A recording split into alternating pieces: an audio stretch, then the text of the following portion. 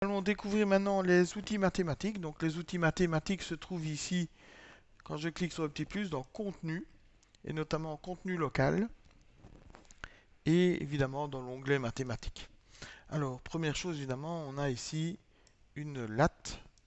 Et donc cette latte, je vais pouvoir la déplacer comme je veux. Je vais pouvoir la réduire. Et ensuite, je vais pouvoir choisir ici la dimension de la ligne que je veux tracer. Et simplement pour tracer, je vais cliquer ici sur le petit cachet, le petit tampon. Je peux bien entendu faire pivoter ma latte ici. Et de nouveau cliquer sur le tampon. Ça va me permettre comme ça de pouvoir tracer différentes droites. Lorsque je veux supprimer ma latte, on voit qu'elle est bien sélectionnée. Je clique ici sur ma poubelle et donc ma latte disparaît. Autre outil disponible, c'est ici le rapporteur. Et donc le rapporteur, je le déplace, je l'agrandis. Et puis ici, je vais pouvoir même choisir le sens de mes chiffres ici, vous voyez. Quand je clique dessus, il va inverser les chiffres. Alors ici, ce qui est sympa, c'est que je peux choisir les angles que je veux faire. Et simplement en cliquant ici sur le petit cachet, je vais directement créer mon angle.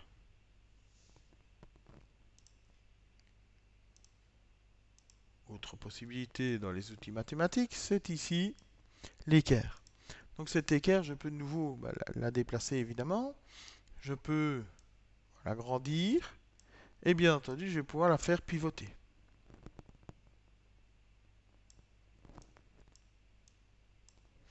Ensuite, différentes possibilités avec cet équerre. Je peux choisir ici en métrique ou en impérial, en fonction de vos besoins.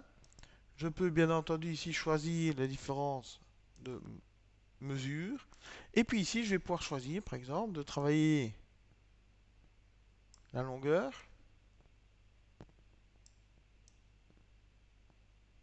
Avec chaque fois ici l'indicatif de la mesure, mon petit tampon, et puis de choisir aussi les angles.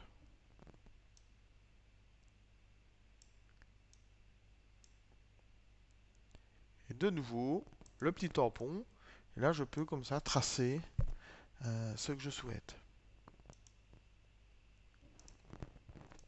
Ensuite, nous avons ici le compas. Alors j'ai deux types de compas.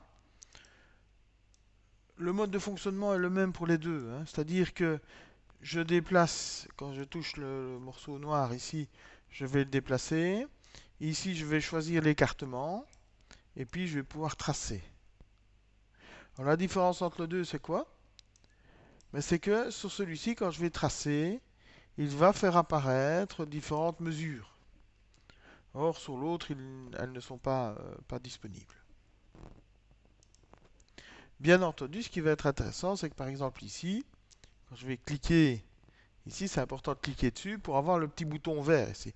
Pourquoi? Parce que ce bouton vert, je peux faire pivoter mon axe. Et lorsque je vais toucher simplement le crayon, il va tracer. Et donc chaque fois, je peux comme ça déplacer, tracer. Et ainsi de suite. Donc ça, c'est pour l'outil compas. Alors, qu'est-ce que j'ai encore qui va être intéressant? Bien entendu, on peut ici, je vous invite évidemment à aller chipoter avec tous ces jeux, mais je trouve qu'ici, on peut facilement insérer une notion de temps sur un exercice, puisque cet outil est disponible. Je peux le faire glisser sur n'importe quel exercice que j'ai préparé, avec la possibilité ici de paramétrer, par exemple, le temps. Je peux dire, vous avez 2 minutes pour faire l'exercice, ou 3 minutes, par exemple. Je peux directement ici cliquer et on va décompter. Donc mes élèves vont voir chaque fois le temps qui se décompte et donc vont devoir gérer un petit peu cette notion de temps dans le fait qu'ils doivent faire l'exercice. Donc voilà au niveau des outils mathématiques ce qui me paraît être intéressant.